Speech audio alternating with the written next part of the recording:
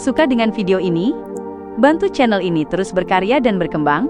Klik tombol subscribe, supaya kamu tidak ketinggalan video terbaru. Juga jangan lupa tinggalkan like dan komen kamu di bawah ya. Kaca. Ketika Klein melihat bagian belakang Isengard Stanton sampai cekung, bahkan dia pun merasakan sakit samar di tulang punggungnya. Isengard jatuh ke tanah dengan suara gedebuk, seolah langsung kehilangan kesadaran karena rasa sakit itu. Sementara itu, Kaslana tetap berdiri di tempat, terengah-engah dengan tatapan kosong. Dahinya dipenuhi keringat dingin, dan tak ada serangan lanjutan. Seolah ia baru terbangun dari mimpi buruk panjang, yang dipicu emosinya sendiri. Seluruh kekuatan yang meledak sebelumnya hilang tak bersisa. Tubuh Kaslana bergoyang, hampir jatuh. Mata Klein menyipit. Ia bergegas menuju Isengard Stanton, hanya dalam 2 langkah. Ia berlutut, dan mencoba membantunya bangkit. Isengard yang tergeletak menjerit kesakitan. "Lari! Jangan pedulikan aku!" Jelas, dia tak percaya bahwa kelompok 3 orang, 1 terluka parah, 1 kehilangan semua kekuatan, bisa menahan sang Desire Apostle. Maka dia menyuruh Klein segera kabur, dan bertemu dengan para Beyonder resmi. Jika tidak, mereka bertiga akan mati di tempat. Di saat yang sama, dengan penuh kesulitan, Isengard mengangkat tangan kanannya, berusaha menggunakan kemampuan Beyondernya untuk menarik perhatian para Beyonder resmi yang berjarak cukup jauh. Sementara si telegram kecil bertanduk trompet sudah terlempar ke dinding akibat jatuhnya Isengard. Klein ragu sejenak, dan saat dia hendak memutuskan sesuatu, ia melihat cairan hitam pekat mengalir dari langit-langit dan dengan cepat membentuk sosok hitam legam. Sosok itu tampak terbungkus tirai hitam sepenuhnya, hanya menyisakan sepasang mata biru dingin. Melihatnya, Klein serasa melihat emosi dan hasrat terdalam makhluk hidup, ketakutan, amarah, keserakahan, kecemburuan, kelaparan, nafsu, dan sebagainya. Desire Apostle tak menyia-nyiakan situasi yang sudah ia ciptakan dengan susah payah. Ia langsung masuk ke ruang aktivitas. Saat ini, dari tim detektif bertiga, Kaslana kelelahan karena ledakan emosinya, sementara tulang belakang Isengard Stanton cedera parah, sehingga tidak bisa bertarung. Hanya Klein yang tak terluka.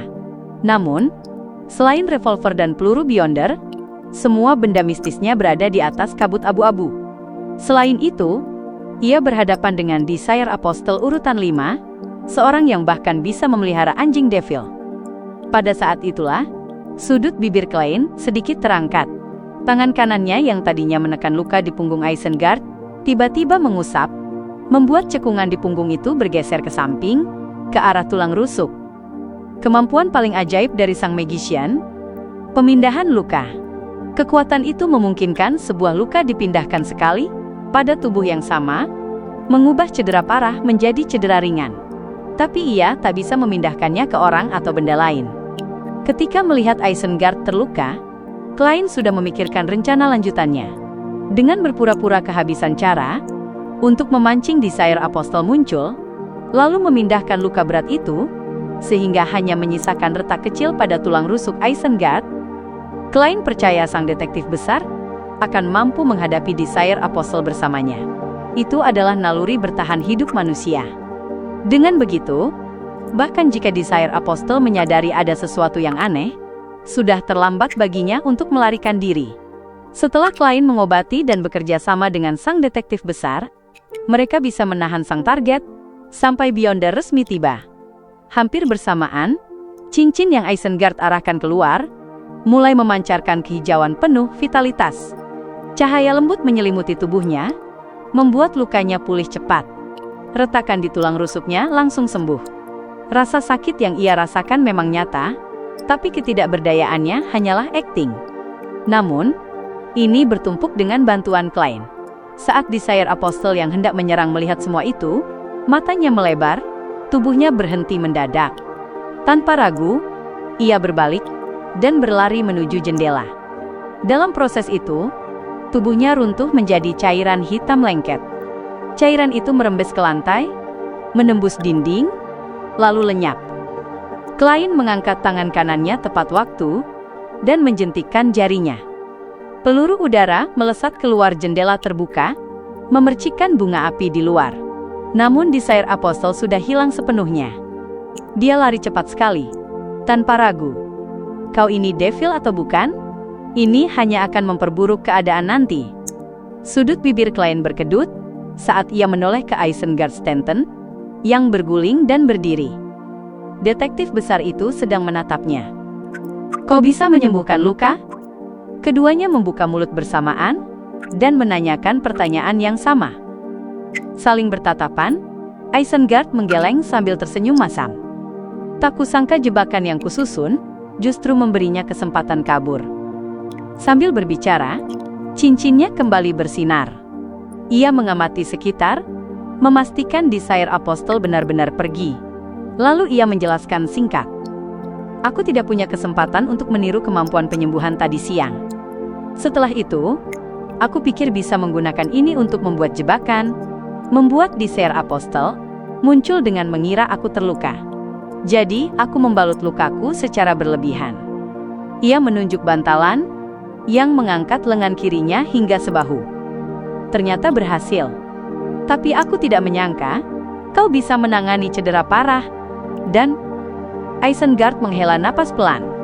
Akibatnya, keduanya menjadikan menyembuhkan luka sebagai prioritas. Dan tidak ada yang menahan Desire Apostle. Jadi begitu ia sadar ada yang tidak beres, ia langsung kabur. Baik Stanton maupun aku punya kartu traf yang tidak dia ketahui, dan kami berdua berniat menipunya. Tapi malah saling meniadakan dan membuatnya lolos.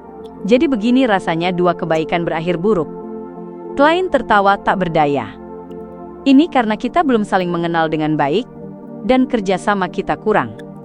Tidak, ini salahku, kata Isengard tulus.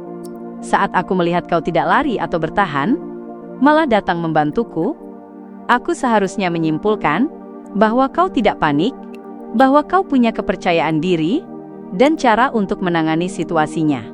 Tapi sayangnya, saat memakai cincin ini, pikiranku selalu berada dalam kondisi tertekan. Aku sulit memikirkan hal lain. Jadi artefak tersegel 2081 bisa menurunkan kecerdasan seseorang secara pasif. Klien tersenyum. Tuan Stanton, bukan saatnya membahas kesalahan. Desire Apostle sudah kabur. Kita harus memikirkan langkah selanjutnya. Isengard melepas cincinnya dan menoleh ke pintu ruang aktivitas. Beyonder resmi akan segera tiba. Aku akan menenangkan Stuart dan yang lain. Setelah itu, kita bisa membuat rencana. Kau ikut denganku, atau ada urusan yang ingin kau bereskan? Beyonder resmi. Tuan Stanton menyebut Nighthawks, Machinery Hive Mind, dan militer. Tolong jangan sampai orang yang ku kenal. Intuisiku tidak memperingatkanku, berarti mungkin bukan. Tuan Stanton sedang memberiku kesempatan membersihkan atau menyembunyikan benda sensitif agar aku tidak mendapat masalah dari Beyonder resmi yang tidak ramah. Banyak pikiran melintas di kepala Klein sebelum ia bertanya, Tuan Stanton, ketika Anda mengetahui lokasi Desire Apostle, dia berada di mana? Isengard berpikir sejenak. Di kamar tidurmu? Dia duduk di depan meja tulismu. Betapa sombongnya. Klein menunjuk ke arah pintu. Kalau begitu aku pergi ke sana untuk memeriksa. Siapa tahu dia meninggalkan jejak. Kalau kita bisa mengetahui seperti apa Desire Apostle sebenarnya, akan jauh lebih mudah menangkapnya. Aku serahkan yang lainnya padamu. Baik. Isengard menyamping dan membantu Kaslana yang masih lemah. Melihat itu, Klein merasa geli. Sudah membahas banyak dan menyiapkan jebakan, tapi tetap tidak berhasil menahan Desire Apostle, dan akhirnya begini. Selalu ada lebih banyak kejadian tak terduga daripada persiapan. Itulah kenapa Magician hanya urutan 7. Keluar dari ruangan, Klein langsung menuju lantai 2 dan masuk ke kamar tidurnya. Tata letaknya tetap sama, bahkan posisi kursi dan meja tidak berubah. Namun Klein seperti melihat sosok yang terbungkus cairan hitam pekat. Ia duduk di sana, menatap lurus ke depan, menunggu dengan sabar. Benar-benar seorang cold-blooded. Klein melihat kaca jendela Oriel, dan merasa ia bisa mencoba meramal, apakah kaca itu memantulkan sesuatu. Jalur Devil mahir dalam kejahatan, jadi tidak mudah meninggalkan petunjuk. Tapi aku bisa mencoba melihatnya, lewat kabut abu-abu. Klein memeriksa ruangan, dan mulai membakar beberapa catatan mistisisme, yang ia tulis sambil lalu. Tak lama setelah ia selesai membereskan semuanya, ia melihat beberapa orang asing naik ke lantai 2. Pemimpin rombongan adalah pria berwajah kaku, tetapi berambut coklat acak-acakan dan liar. Di tangannya ada cermin perak kuno, dengan pola aneh. Di kedua sisinya, terdapat batu permata hitam, yang berbentuk seperti mata. Halo Tuan Moriarty, aku Ikan Sir Bernard, dari Gereja God of Steam and Machinery. Bisakah aku memeriksa tempat ini? Klein segera mengangguk. Tentu. Ia lalu bertanya sopan. Perlukah aku mengikuti Anda dan menjawab pertanyaan? Baik. Maaf merepotkan. Tuan Stanton sudah menjelaskan situasimu padaku. Jawab Ikan Sir sambil tersenyum. Beberapa anggota timnya mengikuti di belakang. Sikap mereka berbeda-beda. Ada yang tak peduli, ada yang penasaran, ada yang bermusuhan. Situasiku? Bagaimana Tuan Stanton menceritakan diriku? Dan cerita apa yang ia buat? Dengan pikiran berputar cepat, Klein mengikuti Ikan Sir memasuki kamar lagi, sementara para Beyonder resmi lainnya berpencar dua-dua, memeriksa setiap sudut lantai 2. Ini tempat Desire Apostle duduk? Tanya Ikan Sir sambil menunjuk kursi di depan meja. Jelas ia sudah bertanya pada Isengard. Ya, jawab Klein jujur.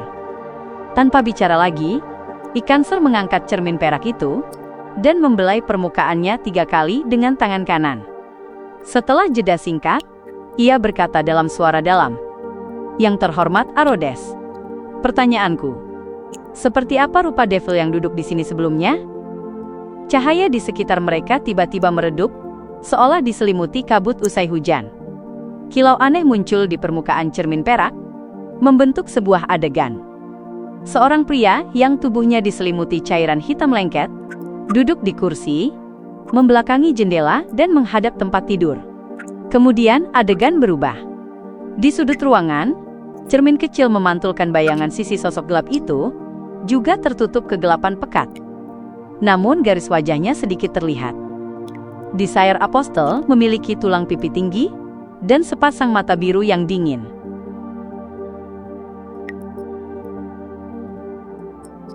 Melihat adegan di dalam cermin perak itu, Klein memasang ekspresi merenung. Cermin ini sangat kuat, bahkan memiliki nama sendiri. Sepertinya ia adalah artefak tersegel yang hidup. Barang seperti ini mungkin tidak terlalu berbahaya, tetapi tingkat kesulitan penyegelannya sangat tinggi. Biasanya hanya digunakan dalam keadaan khusus. Orang bernama Ikan Sir Bernard dari Machinery Hive Mind ini tampaknya berpangkat tinggi. Dia seharusnya seorang diaken, dan jelas bukan yang sederhana. Ramalan punya batas, jadi hasilnya akan hampir sama dengan yang ditunjukkan cermin perak itu. Bahkan jika aku naik ke atas kabut abu-abu, aku tidak akan mendapatkan hasil yang lebih baik. Tidak ada cara mengetahui penampilan Desire Apostle. Di Backlund ada tak terhitung orang, dengan tulang pipi tinggi dan mata biru. Ketika Klein masih berada dalam pikirannya, adegan dari cermin perak itu dengan cepat menghilang. Setelah itu, kata-kata merah darah muncul. Berdasarkan prinsip timbal balik, sekarang giliranku bertanya. Jika kau berbohong atau tidak dapat menjawab, kau harus menerima misi yang kuatur, atau menerima hukuman. Klein mengangkat alis saat melihat itu.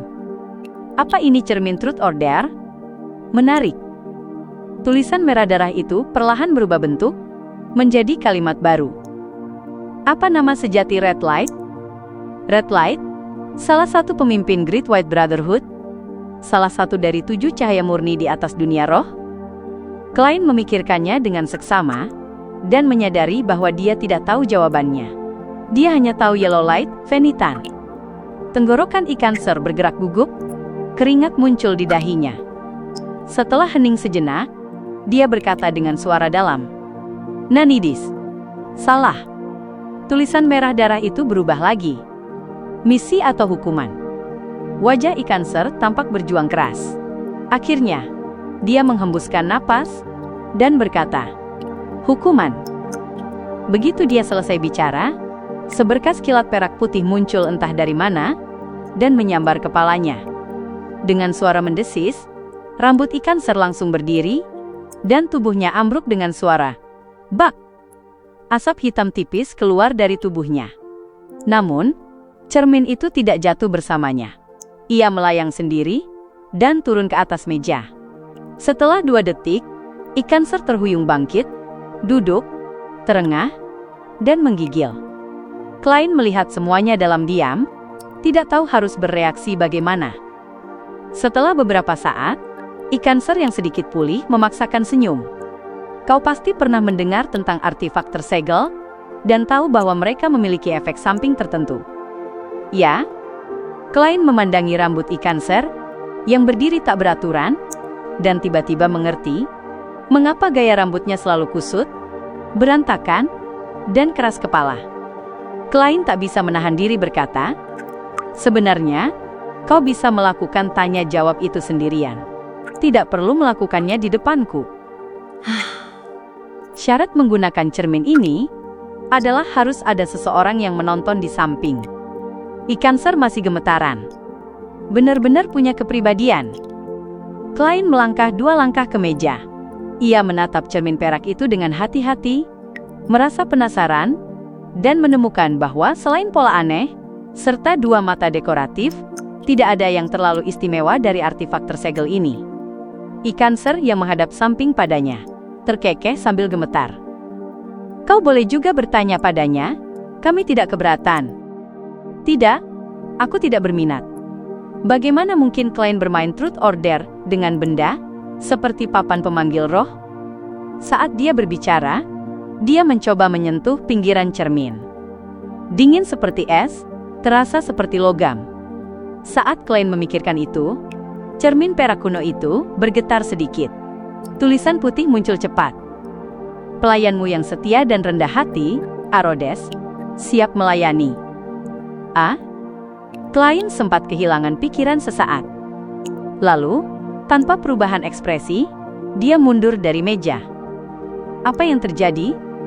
Cermin ini barusan masih bermain truth or dare dengan sangat dingin dan kejam. Bagaimana bisa berubah seperti ini dalam sekejap? Klein geli, sekaligus bingung.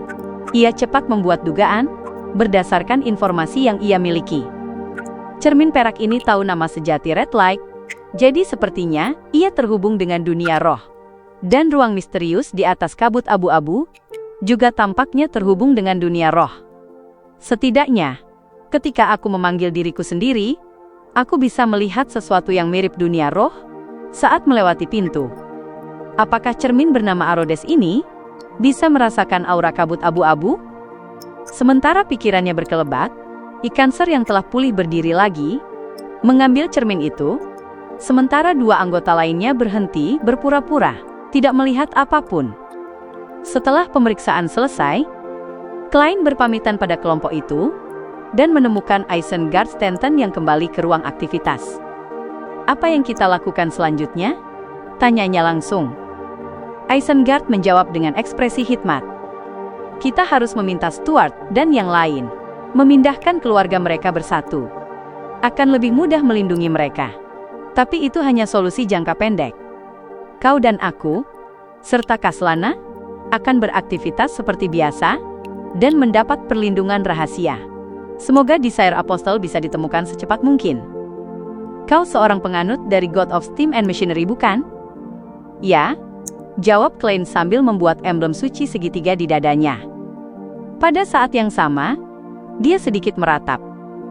"Untuk sementara waktu, aku hanya bisa naik ke atas kabut abu-abu ketika berada di dalam kamar mandi."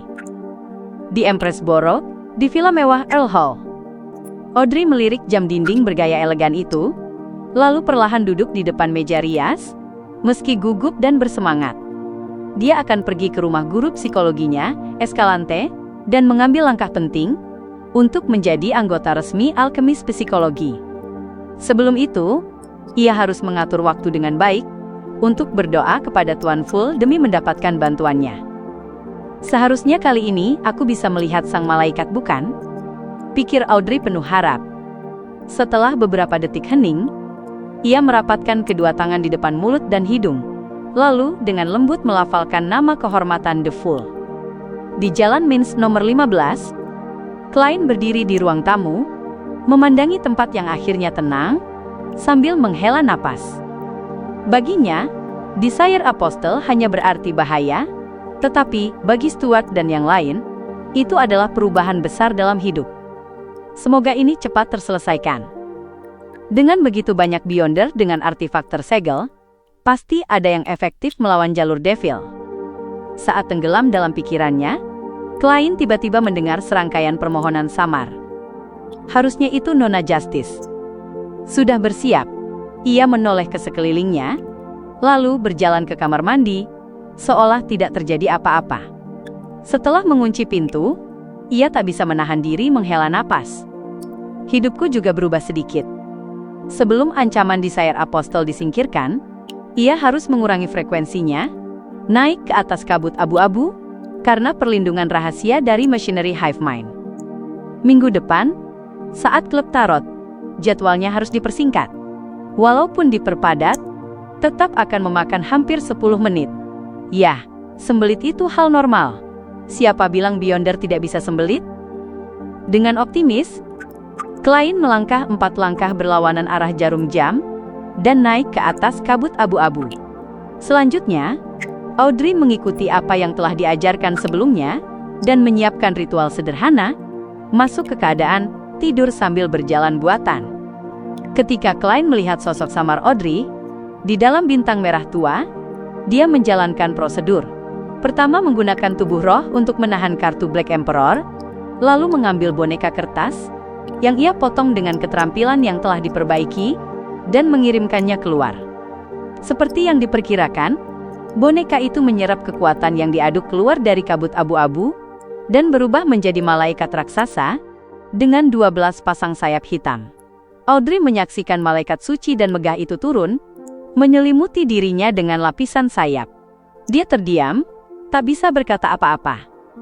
Ini, malaikat milik Tuan Fool. Dan memiliki 12 pasang sayap, seorang Archangel. Persis seperti deskripsi dalam legenda resmi. Dan ini juga malaikat dari klub tarot kita. Audrey melihat siluet malaikat itu menghilang dengan cepat. Ia tiba-tiba merasa, semuanya sangat manis. Diisi kegembiraan, antusiasme, dan kesolehan, ia berterima kasih kepada Tuan Fool, lalu memanggil para pelayan untuk bersiap pergi. Klein tersenyum, dan kembali ke ruang tamu, memandangi lubang peluru di dinding sambil termenung. Haruskah aku menutupinya dengan lukisan minyak murah, atau memperbaiki dan mengecat ulang? Di rumah Escalante di Hillston Borough, 7th Avenue. Audrey meninggalkan pelayan dan pengawalnya di ruang tamu, mengikuti sang nyonya rumah masuk ke ruang aktivitas, bersama Susie, Golden Retriever besarnya. Di ruang itu, sudah ada 2 orang menunggu. Yang pertama adalah Hilbert Alucard, psikolog yang diperkenalkan Lady Norma. Yang lainnya adalah Stephen Humphreys, penyelenggara diskusi psikologi sebelumnya. Saat itu, meskipun sudah waktunya jamuan, hanya 1 lilin biasa yang menyala di ruangan, ditempatkan di tengah meja kopi. Cahaya kuning redupnya berkedip, mengusir kegelapan ruangan aktivitas. Setelah saling memberi salam, Hilbert, dengan kulit sedikit coklat, karena sedikit darah benua selatan, melirik Susie, tetapi tidak berkata apa-apa. Audrey tersenyum meminta maaf. Aku merasa lebih aman, jika ia bersamaku. Susie menatap Hilbert dengan mata polos. Dimengerti. Silahkan duduk, kata Hilbert sambil tersenyum. Humphreys dan Escalante juga duduk. Setelah Audrey duduk, Hilbert mengangkat sumbu lilin sedikit untuk mencerahkannya. Ia menatap Audrey melalui cahaya lilin. Sekarang jawab dengan jujur. Apakah kau yakin ingin bergabung dengan alkemis psikologi? Di bawah cahaya lilin, mata Hilbert tampak memiliki kilau keemasan.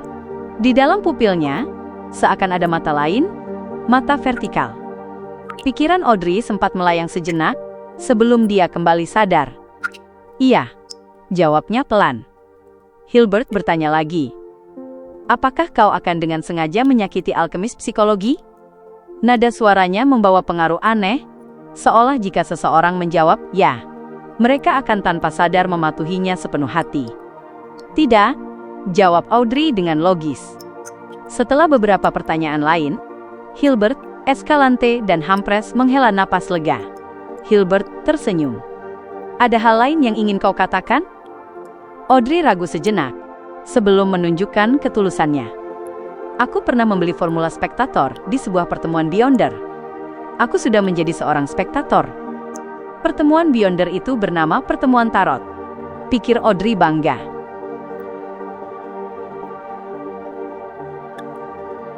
Audrey tahu bahwa pikiran dan jiwanya sedang dipengaruhi oleh suatu kekuatan Beyonder. Hanya karena berkah malaikat yang diberikan oleh Tuan Full, ia dapat secara ajaib kebal terhadap kondisi itu. Karena itu, ia memutuskan untuk menggerakkan beberapa hal, menggunakan rahasia-rahasia kecil untuk mengejutkan lawan bicaranya, demi menyembunyikan hal-hal yang lebih penting, dan memperoleh kepercayaan yang lebih besar. Alasan ia melakukan ini, bukan karena ia tidak percaya pada sang malaikat, tetapi karena ia merasa bahwa ia dapat mengamati pihak lain, sama seperti mereka mengamatinya. Meski selama ini ia selalu menyembunyikan dirinya dalam kegelapan, dan berpura-pura bukan seorang Beyonder, tampil dengan cara yang tidak menimbulkan kecurigaan, ia tetap memilih untuk memperlakukan para anggota alkemis psikologi dengan serius. Bagaimanapun, mereka adalah para profesional, sementara ia hanyalah seorang pemula di dunia Beyonder. Ia kurang pengalaman, dan tidak cukup luwes. Sangat mungkin ia akan memperlihatkan masalah dari hal-hal yang belum ia sadari. Dalam hal itu, ia sekalian saja mengambil kesempatan ini untuk mengaku, dan sepenuhnya menghapus sebagian keraguan para anggota alkemis psikologi. Ia menyebut turunnya sang malaikat dan pelukan sayapnya sebagai sebuah berkah. Mendengar jawaban Audrey, baik Escalante maupun Humphreys menampakkan keterkejutan singkat. Sesaat, mereka bahkan meragukan kemampuan mereka sendiri. Adapun Hilbert, ia hanya menarik sudut bibirnya, menampilkan senyuman tipis, tanpa reaksi berlebihan. Ia mengangguk puas, dan berkata lembut, "Kejujuranmu mengagumkan. Ada hal lain?" Audrey pura-pura linglung, sambil menggeleng. "Tidak ada." Hilbert berpikir sejenak, sebelum menanyakan beberapa pertanyaan lagi. "Dari pertemuan Beyonder mana kau membeli formula spektator? Dari siapa kau membelinya? Di mana kau mendapatkan bahan-bahan untuk meracik ramuan itu?" Mata Audrey sedikit bergerak, seolah sedang mengingat. "Aku harus merahasiakan pertemuan Beyonder itu. Aku tak bisa melihat seperti apa wajah orang yang menjual formula spektator kepadaku. Tapi dari cara bicaranya, aku bisa memastikan ia seorang penganut Lord of Storms." Mendengar itu, Hilbert mengangguk, seolah sedang mengingat sesuatu. Audrey melanjutkan, "Bahan-bahan ramuan spektatorku sebagian besar ditemukan di ruang penyimpanan keluarga. Sisanya kutukar dari beberapa temanku. 2 ramuan spektator," ia menambahkan dalam hati. "Kebanyakan ditemukan di ruang penyimpanan keluarga." Hilbert, Escalante, dan Humphreys merenungkan kata-kata itu. Sesaat tak tahu harus berkata apa. Beberapa detik kemudian, Hilbert mengangguk pada Escalante dan Humphreys, menandakan bahwa ia tidak menemukan masalah. Setelah mendapat jawaban yang sama dari keduanya, semburat keemasan di matanya memudar, dan pupil vertikal itu perlahan hilang. Hilbert menyentuh sumbu lilin, membuat nyala api bergetar. Dalam sekejap terang gelap itu bergantian, Audrey menyadari bahwa kekuatan aneh yang mempengaruhinya tiba-tiba lenyap. Ia mengendalikan ekspresi kosongnya, dan menggantinya dengan raut bingung dan penuh tanya. "Aku tak menyangka kau sudah menjadi spektator." Hilbert terkekeh. "Hah?" Audrey menunjukkan keterkejutan dan kepanikan pada saat yang tepat. Mengetahui reaksi emosional apa yang harus ditampilkan dalam situasi tertentu, serta mengetahui secara rinci ekspresi dan bahasa tubuh apa yang harus digunakan, adalah keterampilan dasar seorang telepatis. Hilbert tersenyum dan berkata, "Tak perlu gugup. kami tidak keberatan. Itu adalah ujian terakhir kami.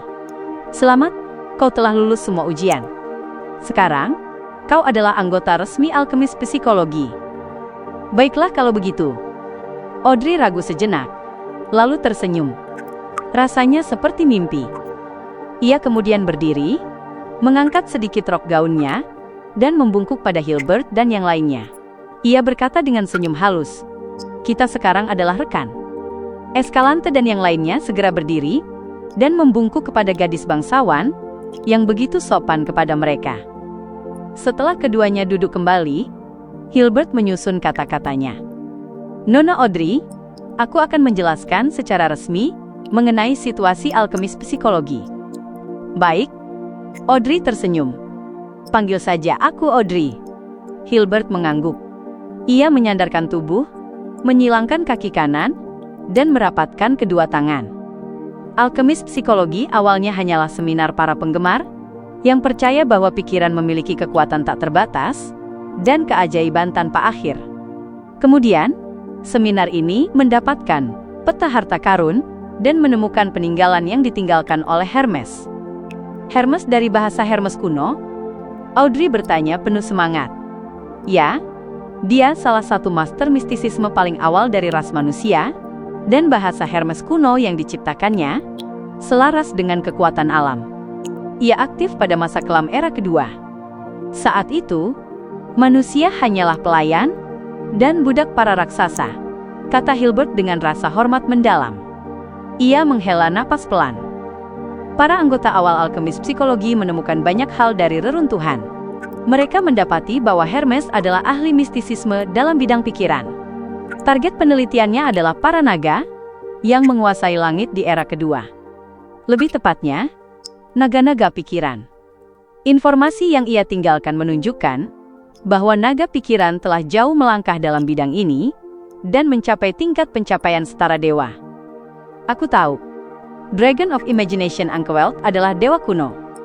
Audrey berpikir dengan penuh kepuasan. Hilbert kembali menghela napas. Materi-materi itu menjadi fondasi dan arah penelitian alkemis psikologi. Kami percaya bahwa pikiran memiliki banyak rahasia, dan masing-masing tersembunyi jauh di tempat yang sulit dijangkau. Maafkan aku memakai kata dalam, tapi itu yang paling cocok. Sedikit saja kesalahan dalam mempelajari rahasia itu dapat menyebabkan kerusakan tubuh yang tak dapat dipulihkan. Audrey, ingatlah bahwa urusan seperti ini harus dilakukan dengan hati-hati. Setelah Audrey mengangguk, ia melanjutkan.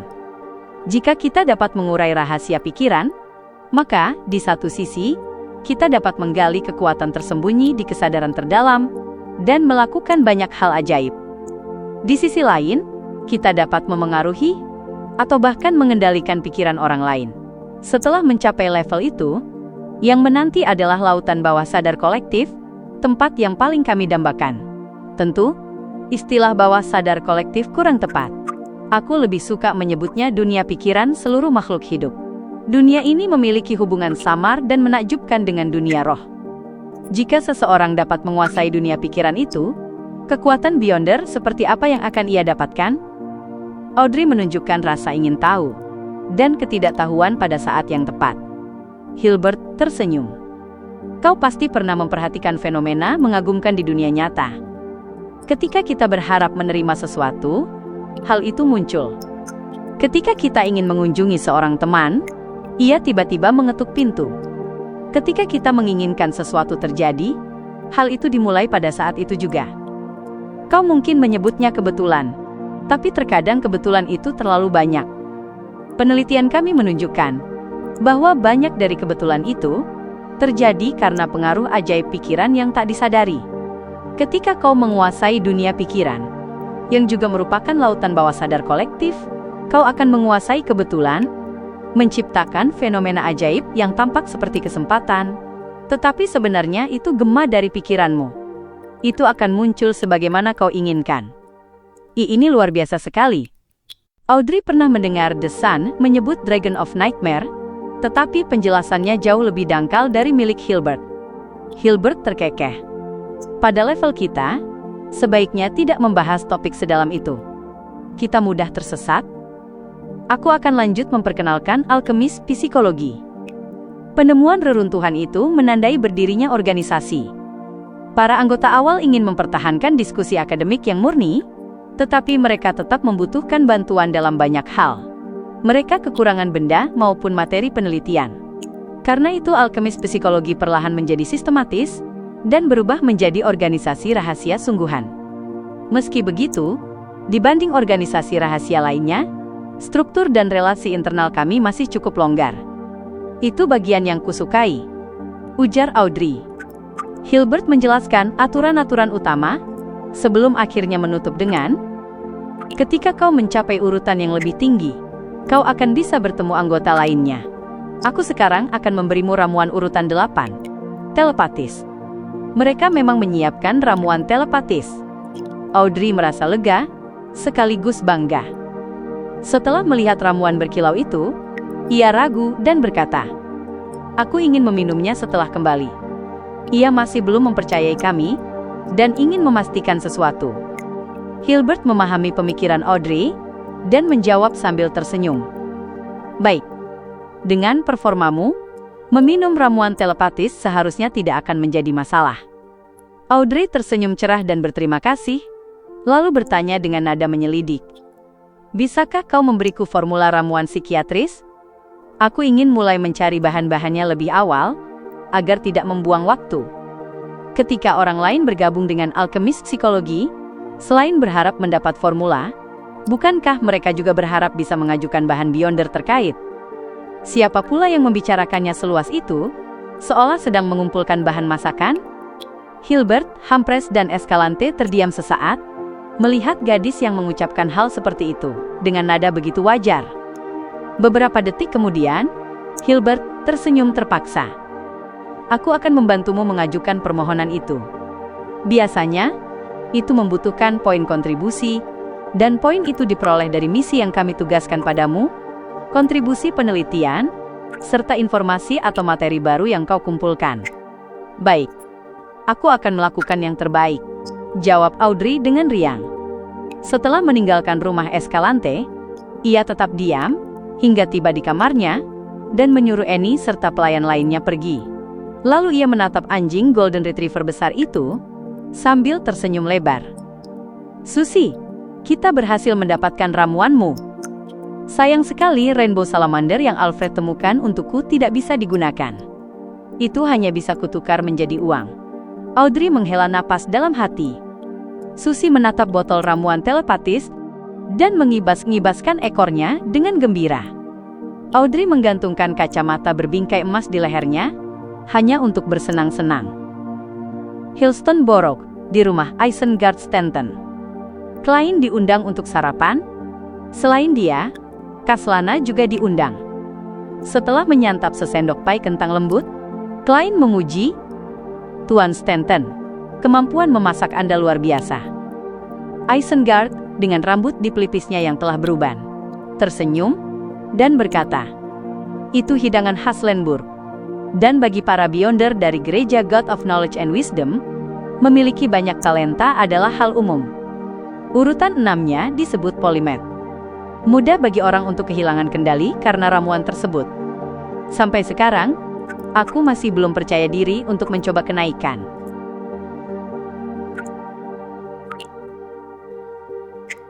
Urutan ini terdengar kuat hanya dari namanya saja. Urutan 7 dari jalur reader disebut Knowledge Keeper atau detektif. Itu adalah pekerjaan yang condong pada penguasaan pengetahuan dan deduksi. Paling tinggi hanya disertai teknik bertarung yang lumayan, serta kemampuan menggunakan mesin, jadi tak bisa dianggap benar-benar kuat. Namun pada urutan 6, tampaknya ada perubahan kualitatif yang tiba-tiba, terutama dalam bidang pertarungan beyonder. Dari kelihatannya, tiap jalur beyonder punya titik kritis tersendiri di bawah urutan tinggi, tetapi tidak tetap pada satu urutan tertentu. Sebagai contoh, titik kritis jalur Seer adalah Magician. Klein meneguk sedikit kopi panas, dan tidak mencoba mengorek rahasia urutan lain. Sebaliknya, ia tersenyum, dan berkata, "Tuan Stanton, Anda tampak cukup santai. Anda tidak gugup atau khawatir sama sekali." Isengard tidak langsung menjawab. Ia meletakkan pisau dan garpu, lalu mengeluarkan pipa. Kau tidak keberatan kan? Sebetulnya sih keberatan, tetapi polusi dan asap di Backlund sudah sebegitu parahnya, sehingga beberapa kepulan asap rokok tambahan takkan membuat keadaan lebih buruk. Klein menggeleng dan tersenyum. Ini membantu Anda berpikir? Lebih tepatnya, ini kebiasaanku setiap selesai sarapan. Setelah menyalakan pipa, Isengard mengisap dalam-dalam. Saat asap diembuskan, ia menghela napas. Rasa takut, gugup, dan khawatir tidak membantu menghadapi ancaman. Dalam hal itu, kenapa tidak lebih rileks saja? Otak justru jadi lebih aktif karenanya. Asistenku mudah khawatir, dan itu yang menuntunnya pada akhir tragisnya. Shih! Isengard melirik Kaslana, dan melanjutkan, selain itu, lawan kita adalah seorang Desire Apostle. Kita harus menahan diri, agar tidak memiliki emosi yang intens. Setelah mengatakan itu, ia terkekeh. Yang terpenting, kita tidak punya cara lain untuk menemukan Desire Apostle. Apa yang harus kita lakukan? Kaslana meletakkan potongan terakhir bacon, dan bertanya dengan serius. Isengard mengisap pipanya lagi, dan berkata dengan nada menyindir diri. Kalau membahas hal seperti ini, aku lebih suka kursi berbaring. Selain bisa merasakan bahaya, para devil tidak unggul dalam ramalan atau firasat. Jadi, jika seorang Desire Apostle ingin mengetahui target utama balas dendamnya, ia perlu aktif menyelidiki dan mengumpulkan informasi. Kalau tidak, bagaimana ia tahu kelompok detektif mana yang berkontribusi besar pada kasus pembunuhan berantai? Bagaimana ia bisa begitu tepat mengincar kau dan aku? Dalam proses itu, dia pasti berinteraksi dengan banyak orang. Bahkan jika dia menyamar, pasti ada jejak yang tertinggal. Ditambah dengan gambaran kasar yang diberikan oleh Machinery Hive Mind, itu sudah cukup untuk membentuk petunjuk. Begitu pula, kalau dia ingin menyerangku, dia harus mencari tahu di mana aku tinggal, pola keluar masukku, kapan aku bekerja dan beristirahat. Dia juga harus tahu, apakah ada Beyonder resmi yang kuat yang melindungiku. Ini memerlukan periode pengamatan yang cukup lama, dan serangkaian pertanyaan, dan lagi, ini berarti interaksi dengan orang lain dan tempat-tempat tertentu. Haha, sekali ada interaksi, pasti ada jejak. Aku suka pepatah. Kemanapun ia melangkah, apapun yang ia sentuh, apapun yang ia tinggalkan, bahkan tanpa sadar, akan menjadi saksi bisu terhadap dirinya. Aku tahu kalimat itu. Itu dikatakan oleh Kaisar Rosel. Klein tersenyum.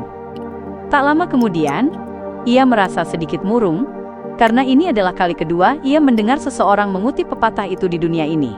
Pertama kali ia mendengarnya adalah ketika ia masih di Tingen. Pipi Kaslana mengendur, dan ia menghela napas. Sesuai dugaan dari detektif hebat, aku tak pernah memikirkan hal seperti itu. Aku kagum dengan kemampuan observasi dan penalaranmu. Isengard membalas dengan senyum, setiap orang punya bidang keahlian masing-masing. Kalau soal bertarung saja, aku sudah kalah darimu berkali-kali. Sherlock pasti juga memikirkan semua yang baru kukatakan. Dia juga punya observasi dan penalaran yang unggul. Dia adalah detektif yang luar biasa. Sebetulnya aku tadi agak malu saat kau bicara begitu percaya diri. Klein memaksakan senyum. Tidak, Anda detektif sejati. Aku masih jauh dari itu. Kau benar-benar pemuda yang rendah hati. Isengard menghela napas. Ia tersenyum dan berkata, berikutnya, kita akan bergerak dengan mempertimbangkan semua poin itu. Kau harus menggunakan sumber daya dan jalur informasi milikmu. Selain klub tarot, sepertiga sumber daya dan jalur informasiku di Backlund berasal darimu, wahai orang tua yang baik. Klein memaksakan senyum. Baiklah, terlepas dari pertemuan Beyonder yang diadakan Eye of Wisdom, orang-orang lain yang bisa ia minta bantuannya hanyalah Marik, Nona Sharon, vampir Emlyn White, dan ayah Yutravsky. Dengan Machinery Hive Mind yang diam-diam melindungiku, aku harus menghilangkan Nona Sharon dan Marik dari daftar. Aku bisa mengunjungi Emlyn si vampir, karena dia sekarang setengah percaya pada Mother Earth, dan berada di bawah perlindungan Uskup Yutravsky. Dia tidak akan terkena bahaya dari Beyonder resmi. Klein segera menentukan arah tindakannya. Kaslana terdiam beberapa detik. Sebelum menjawab, "Tidak masalah." Klein mengusap sisa krim ke potongan roti terakhir, mengunyah, lalu menelannya dengan santai.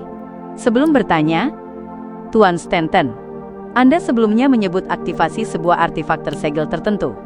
Bisakah itu membantu kita menghadapi Desire Apostle?" "Ya, itu memainkan peran penting saat menemukan dan mengepung anjing iblis saat itu," jawab Isengard dengan jujur. "Nama kodenya adalah 142. 142, artefak tersegel kelas 1 sangat berbahaya dan hanya bisa digunakan dalam batas tertentu. Bahkan keuskupan Backlund pun hanya bisa menyimpan 1 atau 2. Sebuah gambaran melintas dalam benak Klein, dan ia bertanya dengan tertarik. "Apa itu? Kemampuan dan efek negatif apa yang dimilikinya?" Isengard tertawa kecil. "Itu rahasia gereja Evernight. Aku tidak tahu. Yang ku tahu hanya bahwa benda itu awalnya tidak berada di Backlund. Benda itu dikebut ke sini sebagai keadaan darurat karena kasus pembunuhan berantai. Dikatakan bahwa itu adalah armor tubuh penuh berwarna perak dengan noda darah merah tua.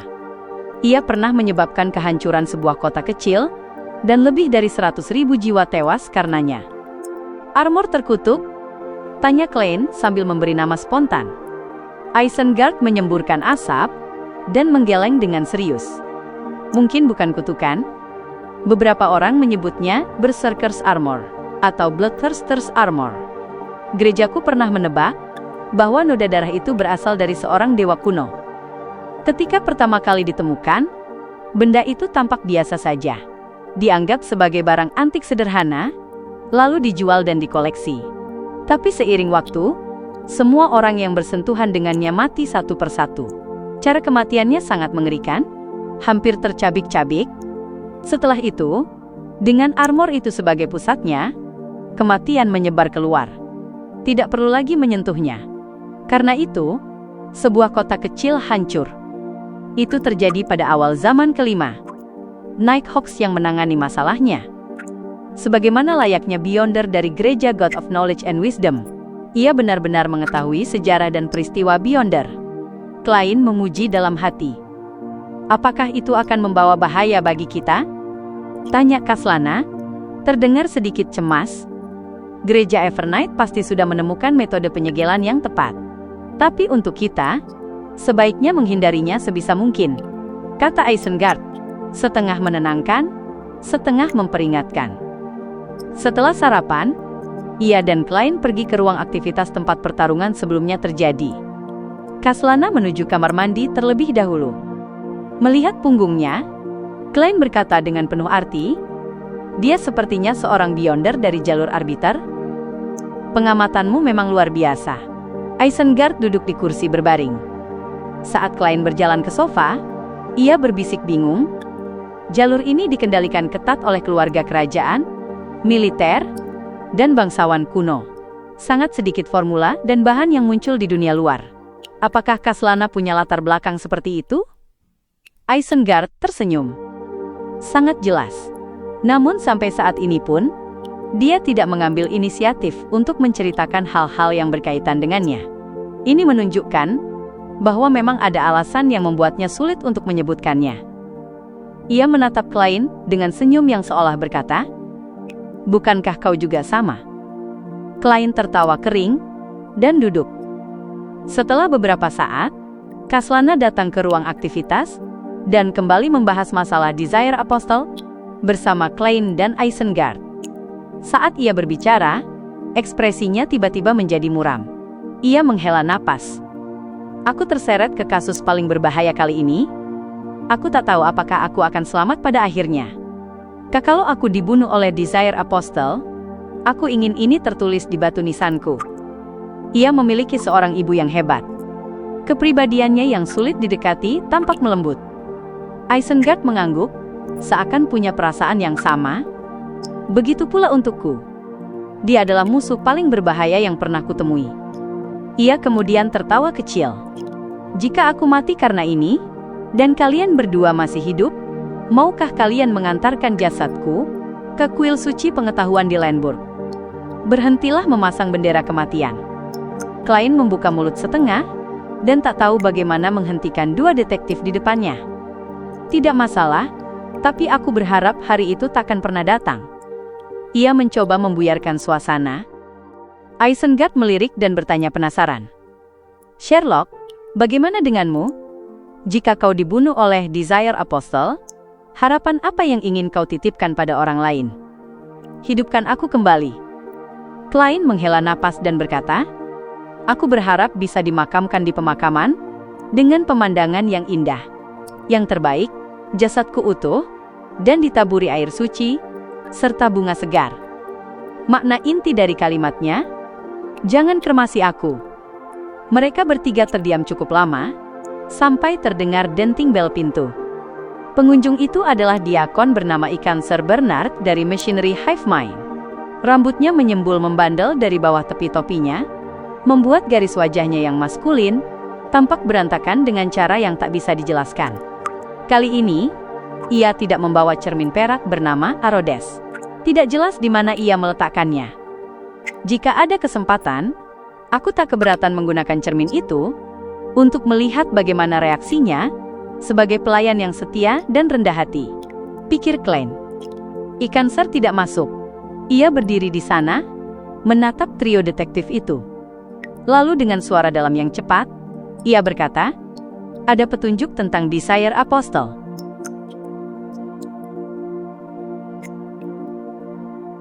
Westborough, Jalan Edward nomor 6. Ikan Sir Bernard menekan topi hitamnya, menunjuk ke pintu di belakang air mancur, dan berkata kepada Klein, Isengard, dan Kaslana, kami telah menyelidiki balik berbagai saluran informasi untuk memastikan ada tidaknya kebocoran berita.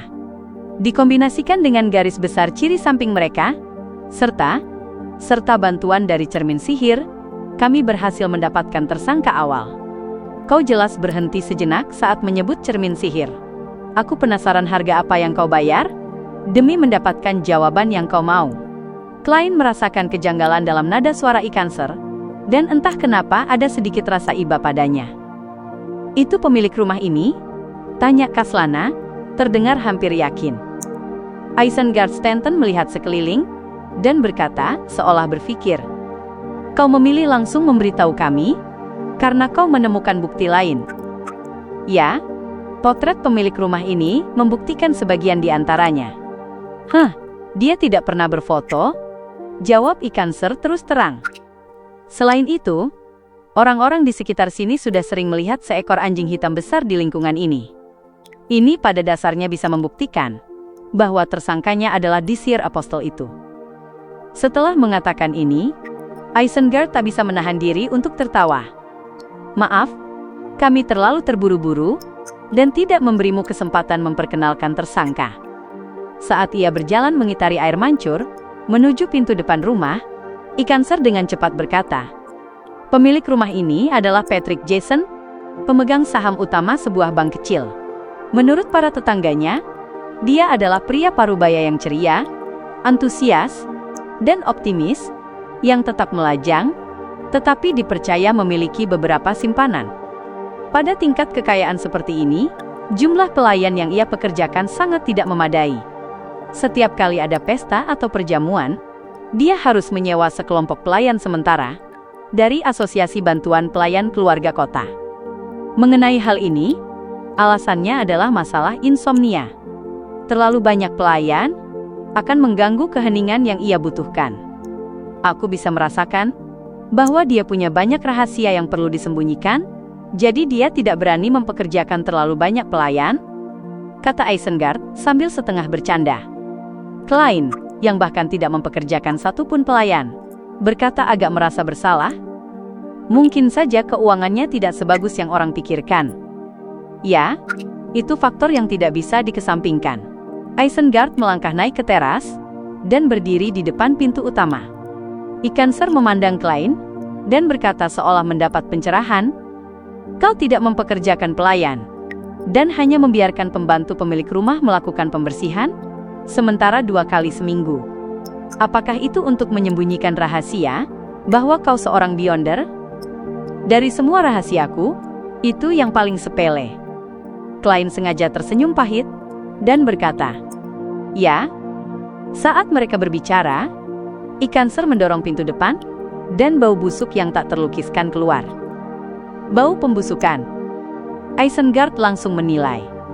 Ikan ser memanggil salah satu anggota Machinery Hive Mind. "Carlson, ada penemuan?" Beyonder bernama Carlson itu memakai kacamata tebal dan menunjukkan ekspresi rumit. "Kami menemukan banyak mayat di sini. Di dalam semen di ruang bawah tanah, di dinding-dinding tebal, dan di tempat-tempat taman yang ditumbuhi rumput liar, satu demi satu mayat tersembunyi ditemukan. Yang paling awal mungkin lebih dari 1 dekade lalu, dan yang terbaru adalah para pelayan yang masih hidup beberapa hari lalu. Sebagian dari mereka hanya tinggal tulang, sebagian sedikit membusuk. Diakon, tempat ini seperti rumah jagal manusia." Saat ia berbicara, para anggota Machinery Hive Mind dan polisi pilihan di belakangnya membawa keluar mayat satu persatu. Beberapa mayat telah dipotong-potong. Lidah, jari, kantung lambung, mata, dan lainnya tergeletak berantakan. Sebagian mayat hanya berupa tulang. Sepertinya banyak kasus orang hilang di Backlund akan terpecahkan karena ini. Isengard menjepit hidungnya dan menghela napas. Saat Klein melihat usus yang hampir terseret di lantai, ia mengembuskan napas dan memalingkan pandangan untuk melihat sekeliling rumah. Anggota Machinery Hive Mind, Carlson, bergumam lagi, "Jason membayar upah yang sangat tinggi pada para pelayannya dan memberi mereka banyak hari libur. Para pelayan di sekitar sangat iri. Koki Jason bahkan berjanji pada anaknya bahwa ia akan pulang minggu ini dan membawanya ke sirkus untuk menonton pertunjukan." Devil sejati. Kaslana sedikit tertegun. Melihat sekeliling, Klein menahan emosinya dan bertanya dengan serius, "Mengapa perabotan rumah ini sangat sederhana dan kasar?" Sebagai seorang bankir, bahkan jika bank yang dimilikinya tidak besar, Jason seharusnya memiliki porselen mahal, lukisan bagus, jam dinding mewah, dan berbagai barang dari sutra berkualitas. Mengapa kita tidak melihat semua itu di sini? Iya, kayu untuk furniturnya masih lumayan bagus. Carlson melirik Diakon ikan ser, dan setelah mendapat anggukan, ia berkata, "Jelas bahwa Jason telah merencanakan balas dendam ini sejak lama. Ia menjual barang-barang berharga namun tidak mencolok dari rumah ini, dan bahkan menyetujui pembelian tanah miliknya oleh Bank Farfad.